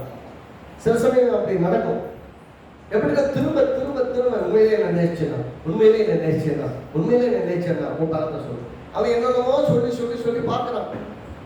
உடனே தவிர ஆள் வந்துட்டாங்க பாரு, நல்ல கவனிக்கணும். அவன் அவனை கொள்ளத்தான் பிளான் பண்றான்னு தெரிஞ்சும் உண்மை சொல்றான். எதனால? செத்தாலும் பரவாயில்ல, பொம்பளை பெரிய பாடா இருக்கு, டெய்லி இம்சம் பண்றாங்க அப்படிங்கிறதுக்காக செத்தாலும் பரவாயில்லன்னு உயிரை போகட்டும்னாலும் பரவாயில்லன்ட்டு உண்மையை சொல்றோம். யோசிச்சு பாருங்களேன். சில சமயங்கள்ல உங்கள் நண்பர்களாக இருக்கிறவங்க உங்கள் பலம், உங்கள் பலவீனத்தை அறிந்து கொள்ள நிறைய முயற்சி எடுப்பாங்க. உங்கள் பலத்தை பற்றியும் சொல்ல வேண்டியது, உங்கள் பலவீனத்தை பற்றியும் சொல்ல வேண்டியது. You maintain the dignified relationship. சரியான ஒரு கணம் புரிஞ்சு ஒரு உறவில் தான் இருக்கிறபடிய உங்க பலவீனம் தெரிகிற இடத்துக்கு நீங்க போயிட வேண்டாம். உங்க பலத்தை பத்தி டிஸ்க்ளோஸ் பண்ற மாதிரி ஆயிட வேண்டாம். ஏனென்றால் உங்க பலமோ பலவீனமோ தெரிந்தவங்க உங்களோட பலசாலி. திரும்ப சொல்றேன், உங்கள் பலவீனமோ உங்கள் பலனோ தெரிந்தவர்கள் உங்களை விட பலசாலிகள். ஏன்னா உங்களை எங்க அடிச்சா நீங்க விழுவீங்க தெரியும், எங்க அடிக்க கூடாதுன்னு தெரியும். அப்படின்னா உங்களை பத்தி மொத்தமா தெரிஞ்ச திறமசாலி தான் பெரியாரு. ஆகவே எனக்கு இந்த இடத்துல வீக்னஸ்ங்க அப்படின்னு போய் சொல்லிட்டாங்க. வீக்னஸ்னா உங்க மனசாலத்தில் இருக்கட்டும், அந்த இடத்துல கூட நெஞ்ச நிமிடி கையில் தான் போயிட்டு இருக்கு. அவ்வளவுதான். ஆக எதை பத்தி பேச வேண்டிய அவசியம் கிடையாது, யாருக்கும் சொல்லணுங்க நிர்பந்தம் கிடையாது. You have not been bounded to speak about anything that they don't want to know. நீங்க அவங்களுக்கு தெரியக்கூடாதுன்னா அதை நீங்க சொல்லணுங்கிற விதத்தில் நீங்க கட்டப்படலை அல்லது கட்டுப்படுத்தப்படலை. முடியாதுங்க, வேணாம் அப்படின்னு நான் சொல்லிட்டு ஒதுக்கி போயிடணும். ஞானமா இந்த உலகத்துல வாழ கத்துக்கணும். எத்தனை பேருக்கு நான் சொல்றது கலக்குது? ஞானம் இல்லாம தான் நிறைய பேர் போய் மாட்டிக்கிறாங்க. ஞானம் இல்லாம தான் நிறைய பேர் உறவு நினைச்சிட்டு போய் எங்கேயும் விழுந்துடுறாங்க. நல்ல உறவு எது, சரியான உறவு எது, இதுல என்ன எண்ணங்களோட செயல்படுறாங்க புரியாமையே கூட நிறைய பேர் போயிடாங்க. இது பாருங்க, அறிவில்லாம சாகுறது புரிஞ்சு போயிட்டு செத்தாலும் பரவாயில்ல, சரி இந்த பொம்பளை டெய்லி இப்படி பண்ணிட்டு இருக்கான், அதை விட பேசாம உண்மையை சொல்லிட்டு ஏதாச்சும் அவங்க பிடிச்சு போய் நம்மளை கட்டினாலும் கொண்டாலும் பரவாயில்ல, செத்து போனாலும் பரவாயில்லன்னு உண்மையை சொல்லி கடைசியில போய் வாழ்க்கையை முடிச்சுக்கலாம். நல்லா கவனிக்கணும். உங்களுக்கு தெரிந்த கர்த்தர் உங்களை மேல் வைத்திருக்கிற விஷயங்கள் பற்றி, உங்கள் மேல வைத்திருக்கிற தரிசனத்தை பற்றி, உங்க மேல வைத்திருக்கிற அபிஷேகத்தை பற்றி, உங்களுக்கு கொடுக்கப்பட்டிருக்கிற வரங்களை பற்றி ஆகா ஒவ்வொன்று பிரித்துறதுக்கோ அல்லது ஏதாவது சொல்லணும்னு நினைக்கிறதுக்காக இப்போ யார்கிட்டயா சொன்னீங்கன்னா, நான் சொல்றேன் உங்களுடைய பலமும் உங்கள் பலவீனம் வீணாகிடும். கர்த்தர் பயன்படுத்துகிறாங்க. சில சமயம் சொல்லுவாங்க, கர்த்தர் உங்க பேசுறாரு, உங்களால நிறைய வெளிப்படுத்துறாரு, நிறைய காரியங்களை தேவர்கள் சொல்றாரு. அதுக்கெல்லாம் எப்பயுமே முக்கியத்துவம் கொடுக்கிறதே கிடையாது. அவன் பேசுறான், அவன் பேசுறாரு, கர்த்தர் எங்களோடு இருக்கிறார் இல்லையா? எங்களோட பேசுறாரு, உங்களோடய பேசுறாரு, உங்ககிட்டயும் பேசுறாரு. உங்களுக்கும் நிறைய காரியங்களை சொல்றாரு. சர்ச்சை பற்றி சொல்றாரு, எங்களை பற்றி சொல்றாரு, ஊழியத்தை பற்றி சொல்றாரு, விசுவாசிகளை பற்றி சொல்றாரு, ஜெபிக்க சொல்றாரு, சில காரியங்கள் நடத்துறதுக்கு சொல்றாரு, எப்படிப்பட்ட விதத்தை செயல்படணும்னு சொல்றாரு. உங்களுக்கும் சொல்றாரு, எங்களுக்கும் சொல்றாரு. அப்படின்னா எல்லாரோடும் கர்த்தர் பேசுகிறார். நோக்கம் என்ன? சபை பக்தி இருக்கிறதே நம்முடைய வாழ்க்கை நன்றார். இதுல யாருக்கு சூப்பர் ஸ்டார் பதவி கொடுக்கலாம்? ஒருத்தருக்கும் கிடையாது. இதையெல்லாம் அறிவிக்கிற, நமக்கு வெளிப்படுத்துகிற தேவன் அல்ல. அது இறக்கமுள்ள ஒவ்வொரு முறையும் சபை கேட்ட வார்த்தைகளை கொடுக்கிறார். அந்த வருஷத்துல என்ன நடக்க போட்டுக்கிற முன்னறிந்து நமக்கு முன்னாடியே சொல்றாரு. இந்த காலகட்டத்தில் எப்படி இருக்கணும்னு அறிவுரை பண்றாரு. நிறைய சமயத்தை என்ன பிரச்சனைனா அந்த அறிவுரை விட்டுறோம். அதனால்தான் சில சமயம் எதிர்மறையான சூழ்நிலைகளையும் எதிர்மறையான காரியங்களையும் சந்திக்க வேண்டியதா இருக்கு. நல்லா பாருங்க, கிறிஸ்துவோடு இருக்கிற ஒரு உறவு நல்லா இருந்ததுன்னா அந்த உறவின் மூலமா எல்லாத்தையும் உங்களுக்கு வெளிப்படுத்துவார். Right relationship with God always brings us more blessings than ever before. அதான் கிறிஸ்துவோடு தேவனோட நல்ல உறவு இருந்தா இதுவரைக்கும் இருந்த ஆசீர்வாதங்களை விட மேலான ஆசீர்வாதம் அந்த உறவு தான் ஆசீர்வாதம். நமக்கு நிச்சயமாய் நிறைய வந்து சேரும். அதுல எந்த விதமான மாற்றத்திற்கும் இருக்கவே முடியும். ஏன்னா அவர் நம்ம நேசிக்கிறார், நம்மளை அன்பு கொடுக்கிறார். மொத்த உயிரே போனாலும் பரவாயில்ல, இந்த பொண்ணு ரொம்ப விசப்படுறதுன்னு போய் உயிரை விட்டான். ஆனா இயேசு எப்படி போய் உயிரை விட்டான்னு பார்த்தீங்கன்னா, எபிரேயர்கள் 12வது அதிகாரம், எபிரேயர்கள் 12வது அதிகாரம் 2வது வசனம். எல்லாரும் எடுத்துக்கொள்ளுங்க, சேர்ந்து வாசிப்போம். எபிரேயர்கள் 12வது அதிகாரம் 2வது வசனம். அவருக்கு முன் வைத்திருந்த சந்தோஷத்தின் பொருட்டு அவமானத்தை இல்லாமல் சிலுவையை சேவித்து தேவனுடைய சிங்காசனத்தில் வலது வாசனத்தில் வீட்டிருக்கிறார். சிம்சோன் சத்த மாதிரி சாகல, இம்சம் பண்றாங்க, வழியிலும் போய் சாகல. இயேசு எப்படி மறித்தார்னா, எபிரேயர் 12:2 சொல்றது, அவர் தனக்கு முன் வைத்த சந்தோஷத்தின் பொருட்டு அவமானத்தை இல்லாமல் சிலுவையை சேவித்து. அப்படின்னா நல்லா யோசிக்கணும். நம்ம மேல வைத்திருக்கிற அன்பு, நமக்கு முன்பாக வைக்கப்பட்டிருக்கிற சிலுவை, அவரை பொறுத்த வரைக்கும் எல்லாருமே பார்வை அந்த காலத்துல அவமானம்.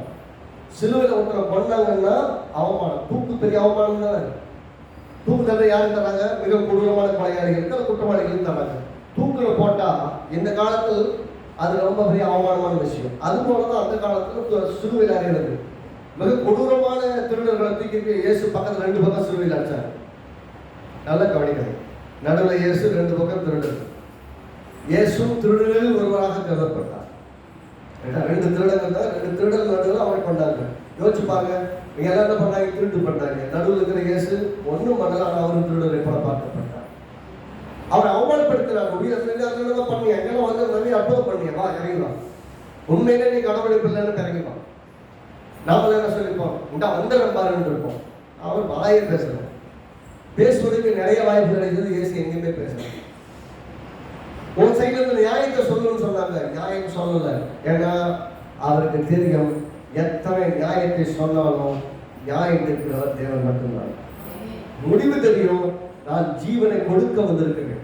எனக்கு எவ்வளவு பெரிய அவமானம் இருக்கால் மூஞ்சில காரிக்கப்படாது, கன்னத்தில் அடிச்சுட்டு உன்னை யார் அடிச்சா கண்டுபிடிச்சு சொல்லுவோம். தீர்க்க தரிசனம் சோதிக்கப்படலாம், உனக்கு இருக்கும் மரங்கள் சோதிக்கப்படலாம், உனக்கு இருக்கும் பொறுமை சோதிக்கப்படலாம்.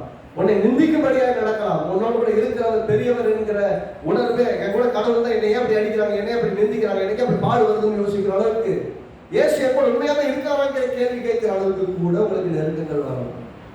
அதில் இயேசு அவமானத்துக்கு என்ன சிலுவை சகித்தார். எப்படி இருந்தாங்கன்னா, அவர் மரித்து உயிரோடு எழுந்து இவர்களில் ஒருவராய் உண்டவர்களை பிதாவின் வலது பாசத்தில் இருக்கிறார். ஆமென். அப்படின்னா he destined to go to heaven and being with the God and on the right hand of heavenly Father. எங்க முடிவு பண்ணிட்டாரு? அங்கிருந்து போறேன், பரலோகத்துக்கு போறேன், பிதாவின் வலது பாசம் உட்கார முடிவு பண்ணிட்டாரு.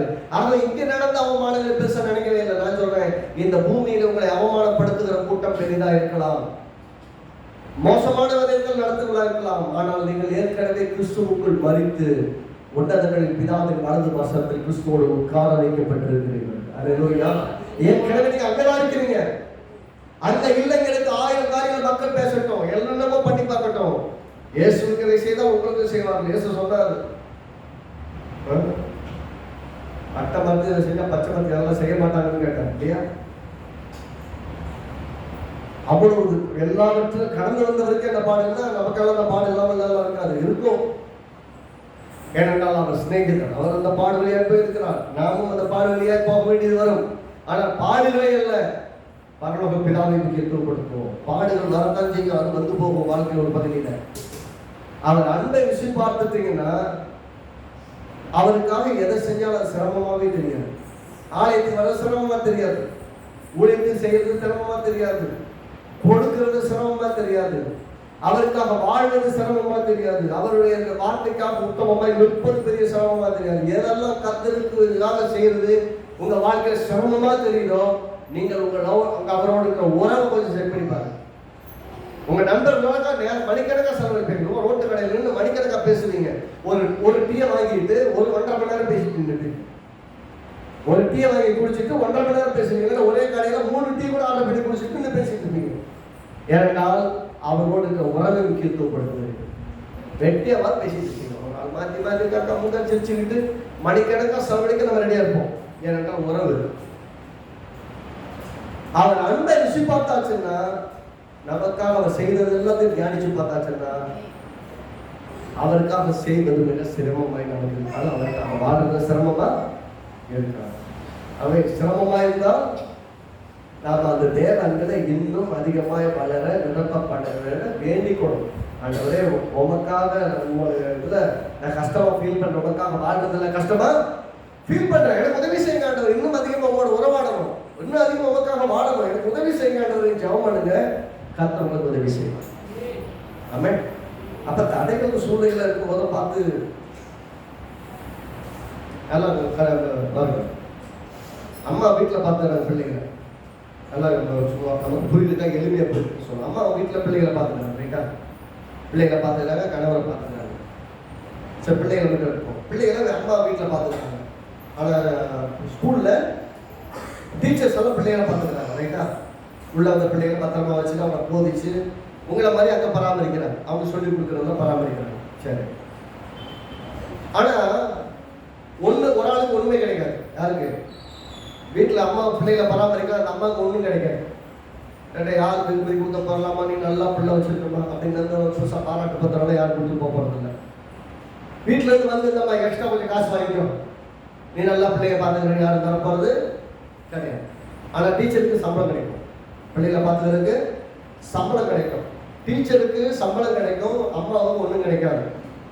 ஆனா 2 பேருமே பார்த்துக்கிறாங்க, 2 பேருமே பார்த்துக்கிறாங்க. இதுல பாத்தீங்கன்னா உன் பிள்ளைக்கு திடீர்னு உடம்பு சரியில்லாம போச்சுன்னா நைட்ல டீச்சர் வந்து பார்த்துட்டு இருக்க மாட்டாங்க. உடனே ஒரு கால் பண்ணி அப்பா உன் குழந்தைக்கு சரியா உடம்பு சரியில்லை வந்து கூப்பிட்டு போயிருங்கன்றுவாங்க. ஆனா உடம்பு சரியில்லாம போனா அம்மாவை ராத்திரி மேலே பார்ப்பாங்க. ராத்திரி எல்லாம் பக்கத்துல உட்காந்து அந்த பிள்ளைக்கு சரியாகிற வரைக்கும் அதை தூக்கி அதை சரி பண்ற வரைக்கும் பிள்ளைய பார்த்துட்டு இருந்தாங்க இல்லையா? நைட்டெல்லாம் முடிச்சு அந்த பிள்ளைய பார்த்துருந்தாலும் காலையில இருந்து வீட்டுக்கு தேவையான எல்லாத்தையும் ரெடி பண்ணிட்டு இருப்பாங்க. வீட்டுல எல்லாருக்கும் சாப்பாடு ரெடி பண்ண, பிள்ளைக்கு தேவையான ரெடி பண்ண எல்லாம் பண்ணிட்டு இருப்பாங்க. நைட்ல முடிச்சிருந்தேன், காலை நான் தூக்க போறேன்னு எந்த அம்மாவும் இருக்கிறது. ஏன் உங்களுக்கு அது சிரமமா இருக்குது? நைட்டெல்லாம் முடிச்சுட்டு காலையில் உட்காந்து பார்க்கறது பிரச்சனை இல்லை, யாரும் பாராட்டல, ஆனாலும் நல்லா செய்யறாங்க. ஏன் செய்யறாங்கன்னா அந்த பிள்ளைகள் இடத்துல இருக்கிற உறவும் அந்த குடும்பத்தின் மேல இருக்கிற அன்பு, அதுதான் அவங்கள செய்ய வைக்கும். எத்தனை பேர் நான் சொல்றது நடக்குது? அதனால தான் சொல்றேன், கர்த்தர் நம்மளோட உறவு கொண்டிருக்கிறபடியால் இரவும் பகலும் நம்மை காப்பாற்றி கொண்டிருக்கிறார், நம்மை பராமரித்துக் கொண்டிருக்கிறார், நம்மை நன்மை செய்து கொண்டிருக்கிறார். அப்படின்னா தேவனோட பேசுற நேரம் குறைய மனிதனோடு பேசக்கூடிய நேரம் அதிகமாக தேவனுக்கு நமக்கு இருக்கிற அந்த தூரம், டிஸ்டன்ஸ் will keep increasing. அதை சரி செய்ய வேண்டும் என்று சொன்னால் தேவனுடைய அன்பு நம்ம இருதயத்தில் ரோமர் 5:5 படி இருதயத்திலே அன்பு ஊற்றப்பட்டிருக்கிறது. அந்த அன்பு நாளுக்கு நாள் மெருகேற முன்னேற அதற்காக பிரயாசப்பட நாம் ஜெபிக்க வேண்டும். நாமே சொல்லுவோமே.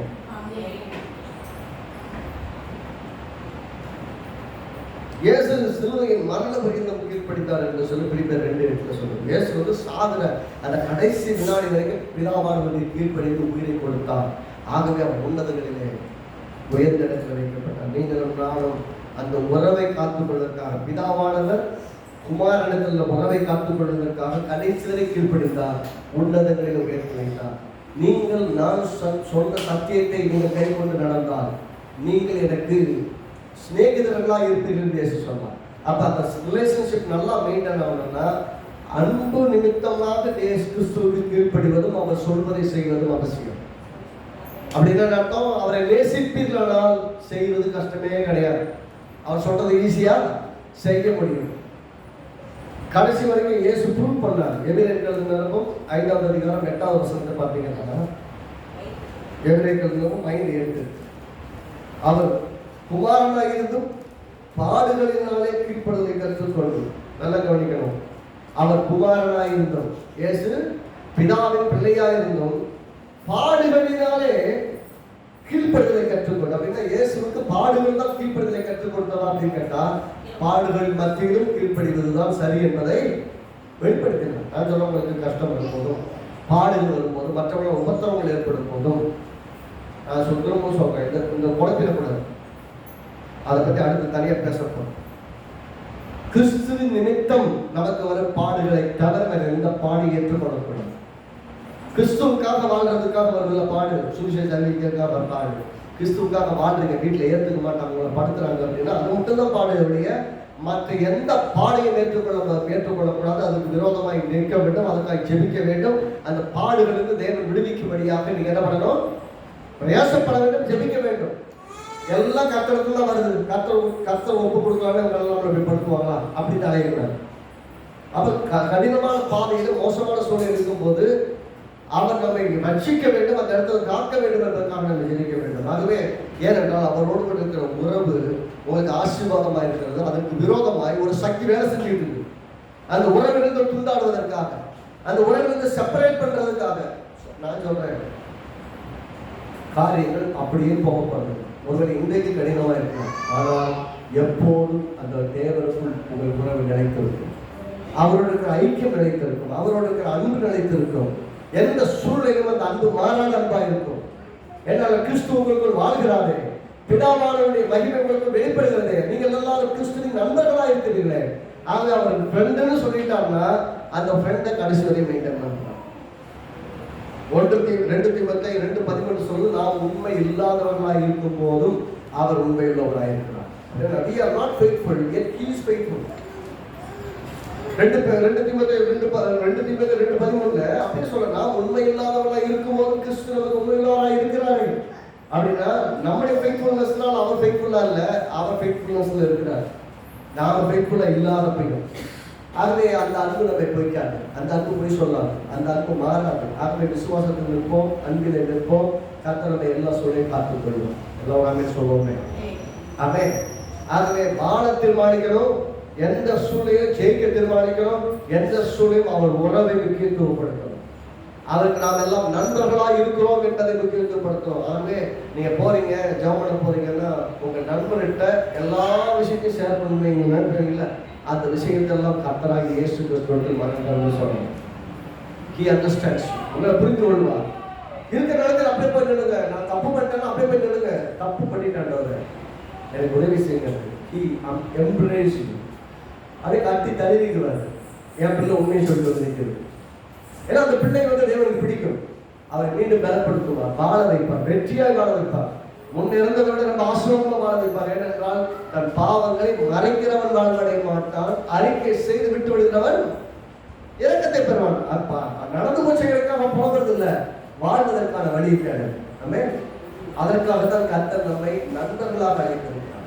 அவட போய் யோசிச்சு பாருங்க, உங்க ஃப்ரெண்டு கிட்ட தப்பு பண்ணிட்டீங்க, போய் மன்னிப்பு கேட்கறீங்க, மன்னிக்க ரெடியா இல்லைன்னா அவன் நண்பனே கிடையாது. மன்னிக்க ரெடியா இல்லைன்னா போய் மன்னிப்பு கேட்கணும், அது உண்மை. தப்பு பண்ணிட்டீங்க, மன்னிப்பு கேட்கணும்னா போய் மன்னிப்பு கேட்கணும், தப்பு கிடையாது. நாங்க தப்பு பண்ணிட்டோம், அவங்க தப்பு பண்ணிட்டா அவங்க தப்பு பண்றதுக்கு மன்னிப்பு கேட்கணும். ஏன்னா நீங்க உங்க ஃப்ரெண்ட்ஷிப்பை வேல்யூ பண்றீங்க, அவங்க ஃப்ரெண்ட்ஷிப்பை வேல்யூ பண்ணலன்னு அர்த்தம். அப்ப வேல்யூ பண்ணும் போது நீங்க அப்போ இயேசு கிறிஸ்துவோட போயிட்டு நீங்க தப்பு பண்ணிட்டீங்க, அவன் எப்பயுமே கரெக்டா இருக்கணும் சொல்றது, அவன் எப்பயுமே கரெக்டா இருக்கிறவங்க நாம தப்பு பண்றவங்க. நம்ம தப்பு பண்ணிட்டு அவன்கிட்ட போய் நிற்கிறோம், ஆண்டவரே நான் தப்பு பண்ணிட்டேன், நீ என்னுடைய நல்ல தேவன், என்னுடைய நண்பராக இருக்கிறேன்னு சொல்லி நீங்க மன்னிச்சிருக்காங்க அப்படின்னா நம்முடைய பாவங்களை நீக்கி அவர் கல்வி சுத்தி உண்மை நீதியுள்ளவரா இருக்கிறார். அப்படின்னா டெய்லி அவன்கிட்ட போக முடியும். ஒருவேளை என்னால போக முடியலன்னா நான் தான் பிரச்சனை. அப்ப என் இறுதியும் என்னை குற்றவாளியாக வைத்திருக்கார்கள், என் இறுதிக்கு நான் காத்துக்கொள்ள தைரியப்பட்டு தேவனுக்கு போக வேண்டும். அவர் மன்னிக்க மாட்டேன்னு சொல்றவர் கிடையாது. ஏனென்றால் பாவங்களை மறைத்தால் வாழ்வு தர முடியாது, அறிக்கை செய்து விட்டு விட்டால் இறக்கத்தை பெறுவோம். அப்ப இறக்கம் பெறக்கூடிய இடத்துக்கு நாம் இருக்கிறோம். இறக்கம் பெறுவதற்கெல்லாம் மற்ற சேர்வோம். இந்த நல்ல நண்பராகிய கிறிஸ்து இயேசு நமக்காக உயிரிய சிலுவையை கொடுத்து ரத்தத்தை சிந்தி நம்மை கழுவி நீங்களாக்கி மீட்டு கொண்டவர், நமக்கு ரட்சகராக இருந்தவர், பிதாவாக இருந்தவர், எஜமானாக இருந்தவர், இன்னைக்கு நமக்கு நல்ல நண்பராக இருக்கிறார். நமக்கு குருவாக இருந்தவர் இன்னைக்கு நமக்கு நண்பராக இருக்கிறார். ஆகவே பெஸ்ட் டீச்சர், பெஸ்ட் மீட்பர், எல்லாம் பெஸ்ட். அவர் நமக்கு நல்ல நண்பராக இருக்கிறார். ஆகவே நம் வாழ்க்கையை தோற்று போவதை வெற்றியாய் வாழும். ஆமே. அடுத்த வாரத்தில் என்னுடைய 2வது பகுதியை நாம் தொடருவோம். என்றால் அநேக இடத்துல கர்த்தராகிய இயேசு தேவன் எப்படி நண்பர் அப்படின்னு ஆபிரகாமை பற்றி சொன்னாரு, தாவீதை பற்றி சொன்னாரு, தாவீது யோனத்தானுடைய நட்பு, இந்த மாதிரி விஷயங்கள்லாம் சில விஷயம் பார்க்க போறோம். அதாவது இன்னைக்கு பார்த்தோம்னா எக்ஸ்ட்ரலான ஸ்பிரிச்சுவல் விஷயங்களையும் மற்ற விஷயங்கள் இருக்கக்கூடிய அந்த உறவின் அடிப்படையில் பார்த்தோம். அடுத்த வாரத்தில் ஒவ்வொருத்தருடைய நண்பனைகள் விதத்தில் எப்படி ஏசு இன்டராக்ட் பண்ணாரு, அவங்களுக்கு என்னவெல்லாம் செய்ய நம்ம முன் வந்தார் அப்படின்னா, ஒரு நண்பன்னா இப்படித்தான் மெயின்டைன் பண்ணணுங்கிறத நம்ம காண்பிச்சாரு. நாமளும் நண்பர்களும் அப்படித்தான் மெயின்டைன் பண்ணணும்.